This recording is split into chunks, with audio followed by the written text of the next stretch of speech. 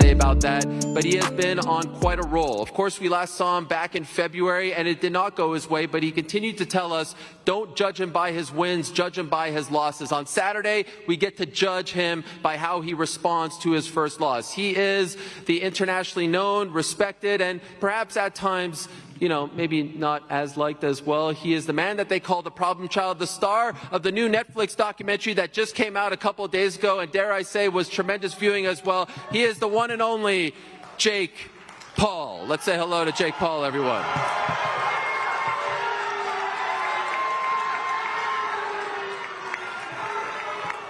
Howdy, Jake. Good to, and he's got his what up, familiar Texas?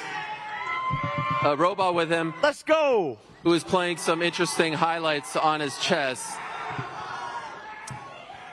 And so without further ado, let us say hello to the final fighter that we want to bring up to the stage. Really a man who needs no introduction. And every time you say that, by the way, you always end up giving that person an introduction. And this guy deserves one. Of course, the winner of The Ultimate Fighter Season 5, the original BMF champion, the man who made that belt, who introduced that belt, who validated that belt, fought them all, beat the vast majority of them from Conor McGregor all the way on down. Everyone knows him. Everyone respects him. Most importantly, he is the face of Real Fight Inc. And on Saturday, he'll be making his long-awaited, much-anticipated pro boxing debut after winning his final UFC fight against Tony Ferguson back in September of last year. He is the pride of the 209. He is the pride of Stockton, California. He is the one and only Nathan Diaz.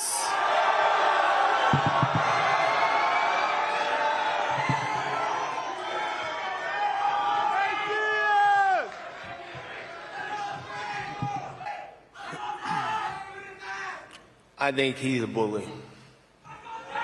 Why do you think he's a bully? Well, I'm not a fucking bully. He's a fucking bully. Jake, why is he a bully?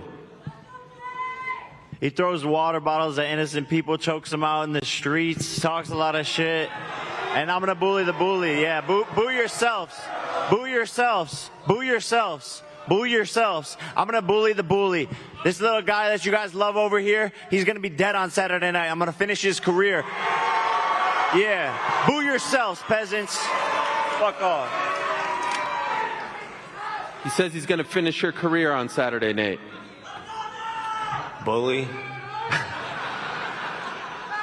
He says that's a bully statement, that you're going to finish his career. I'm bullying the bully. 100%. That's what I just said. Is he fucking dumb? Rhetorical question. This motherfucker can't even speak. A lot has been said. The guys up there, the DAZN crew, were talking about how good you look in the ring, that you are in the best shape of your career. Do you believe that is true? And if so, what has been the difference in this camp as opposed to your previous camps? Yeah, 100%. Best shape of my life, feeling amazing. Brought in a whole entire new team, strength and conditioning, nutritionist, head coach, all of that. And I'm feeling good, you know, and when I'm in a shape like this, when I have the proper time to prepare, you're going to see a different version of the best version of Jake Paul you've ever seen. Nate, you are the face of Real Fight Inc. You've always been a real fighter, and even your biggest foes respect you because you are a real fighter. Is this man, in your opinion, a real fighter? He don't know how to defend a choke. I think. Can he defend a choke? Can you defend a choke?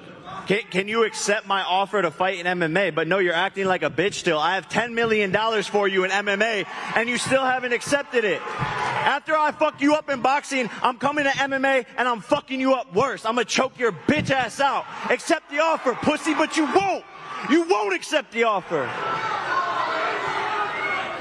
You know who the bully? You know who the bully's that bouncer right there who I smacked with a beer last time he thought he was tired. I fucking smacked that bitch in the face. That's who the bully. Fuck him, fuck you, and fuck MVP. Fuck you too. I like it. I like it. Nate's alive. Hey, we woke the beast up. We woke the beast up. Let's go, Nate. Yes, I like it. Come on, talk your shit. Talk your shit, Nate. Talk your shit. Come on. Nate, if all goes well on Saturday, do you have any interest in fighting him again in MMA? Does that interest you at all? Yeah, we'll see what happens. So you're not done with MMA, right? Hell no. He don't want that. He don't want that. How do you expect the fight to play out, Jake? He's going to come in swinging, doing the dumb shit that he does. I'm going to weather the storm and knock him the fuck out. Simple and plain. He's never been hit. He's never been hit by someone like me. He's never been hit by someone like me, and I promise you that. That's why I keep on sleeping and putting these UFC champs to the canvas.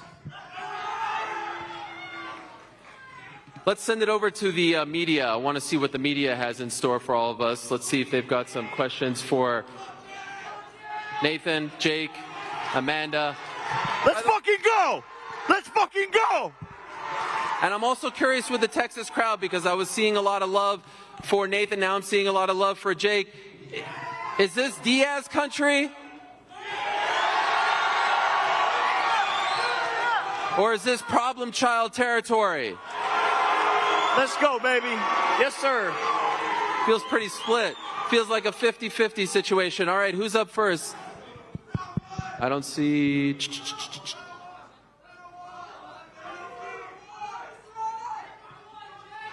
All right, here we go. Question from the media. You are up first. Make it good, my man. Kendrick Johnson for MLA Weekly. This is for good old Jake. How much did Larry Wade help you out with your conditioning to get you ready? Because he's a world-class trainer, and you kind of tired last time. So this time, you think you get the late knockout with Larry in your corner? Yeah, it's a world of difference when you bring in one of the best strength and conditioning coaches in the world. I'm prepared. I'm excited to go 10 rounds. That's what Nate wanted, and so I'm going to give it to him, and he's going to regret wanting to go the distance and go far with me. But Larry Wade made the world of the difference. And how important is it to stop him? We've seen him get choked out and all that in MMA. Well, he's never been knocked out. How much is it that you have to knock him out and be that guy? I promise I'm going to be the first person to make this man go to sleep. Unconscious Nate. Unconscious Nate. I promise you that. Question for both of you, and let me begin with Nate Diaz first. With all this bully talk, what happens if the two of you run into each other on a dark street and there's nobody around? In real life, no cameras, what happens then? Nate Diaz, you go first. Did you hear the question? Yeah, like right now, I'm not going to be walking around those streets right now. I mean down the road, brother, down the road. If you run into this man away from the cameras all alone, how does that play out in real life? I'm not looking for this guy. Same question, Jake Paul. I'm going to bend him over and fuck him like a cowboy. The fuck? Gentlemen, Goddamn right. every great story has a hero and a villain. In this situation, who's the good guy? Who's actually the bad guy? Who's the good guy? Who's the baby face? Who's the heel? Jake's the gay guy. Yes, sir. Standing on business. I'm going to grab your cheeks in the ring on Saturday night. Trust me. Hey, everyone look out. I'm grabbing his cheeks. Trust. Last question, Jake. This event is not only being presented by Celsius, the essential energy drink that has taken over the entire game, but now they've also taken over combat sports, not just with UFC fighters, but also the entire PFL. And now this card is going to stream live on ESPN Plus, which is history in the making. Can you speak, you're a smart businessman, can you speak a little bit about how huge it is to partner on this event with such enormous brands like Celsius and ESPN Plus and make history? What is that like for you and your business model? Hashtag ad? It's amazing, man. I'm excited. It's such a big event. The Celsius, the best drink in the world. ESPN Plus, one of the best platforms in the world. DAZN, one of the best platforms in the world. I'm just happy to be here. We're in Texas doing it big, baby. Everything's bigger in Texas. Let's go. All right, who's up next? Hey guys, Derek. Oh, not you again. Hey, Better keep it professional, my man. Hey, fuck you guys. Hey, Nate, sorry, Derek from Better Media here. Nate, I actually just wanted to apologize for the last press conference. Oh, here it comes. When I asked to fight your brother in the undercard. I'm sorry that your feelings were hurt. That was more of a statement than a question. No, it was an apology. Okay, fine, fair enough. And like, it's, you know, maybe if your boys see me, maybe they won't fuck me up this week. Anything to say, Nate? Can't wait to watch Jake knock you the fuck out.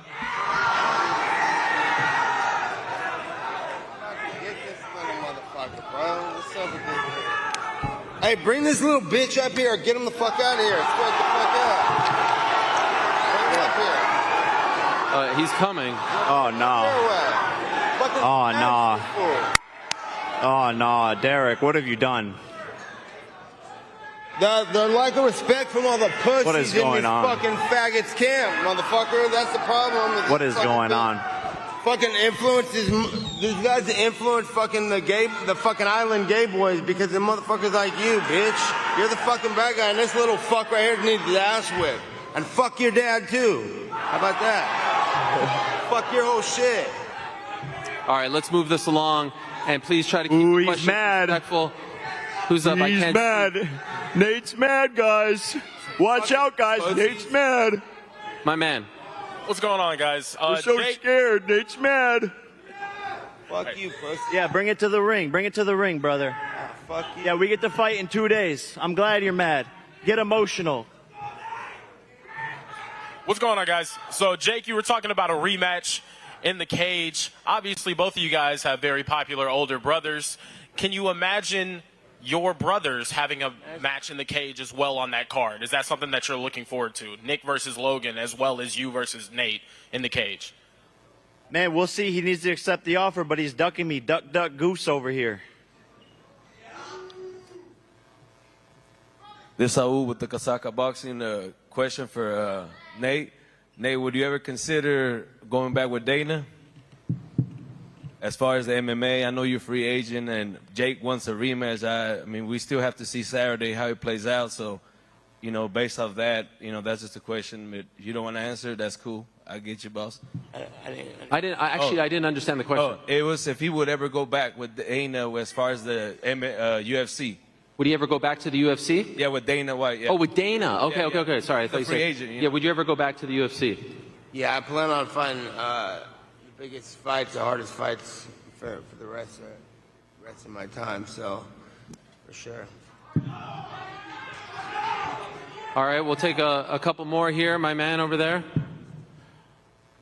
This question is for Nate Diaz. Nate, you know, it's no secret you're very popular here in Texas as well as in California. You've been training with one world-renowned trainer, Robert Garcia, at Robert Garcia Boxing Academy. Explain, as far as the preparation, the sparring, or any advice that you received from Robert with his years of experience in boxing. No, it was a good little training camp we had over there. We had good work, and we talked a little bit, but nothing major I could think off top right now. Richard Perez, of course, has been by your side for the entire run of your career. You have one more? My last question. Yesterday, Nate, you mentioned it's either kill or be killed. And we asked Jake. He said he was going to be doing the killing and that he was going to kill you in the ring. When you hear that, what goes through your mind? Does it get you more motivated? And as far as... Okay. Who's talking? Was that question for Jake or Nate? For both. Jake, you go first. Yeah, I didn't know what the question was either. Do you mind just repeating it very quickly? Yesterday at the media day, Nate said that it was kill or be killed. And when we asked Jake, he mentioned he was going to be doing the killing and that you weren't going to make it to the end of the fight. He was going to kill you in the ring. When you hear those, as far as the antagonizing and the, you know, the shit talking, what goes through your mindset? It's not being antagonizing or shit talking. It's telling the fucking truth, sir. I'm killing this man. I'm killing this man. I'm telling the truth, sir. All right, there's one last one. You get the final word. My question is for everybody on the panel. How excited are you guys to perform for this amazing Dallas crowd? Heather, you go first. Super super excited to be the undisputed champion, and I'm gonna leave undisputed champion here in Dallas. Sorry, Amanda, Heather, do you want to say something about fighting in front of the Dallas crowd? I'm excited. Okay. I think you guys are excited too. I'm excited, man. I'm a ball on his face like Luka Doncic dropping 40 on his face. Final word to you, Nate? Luka Doncic on his head ass.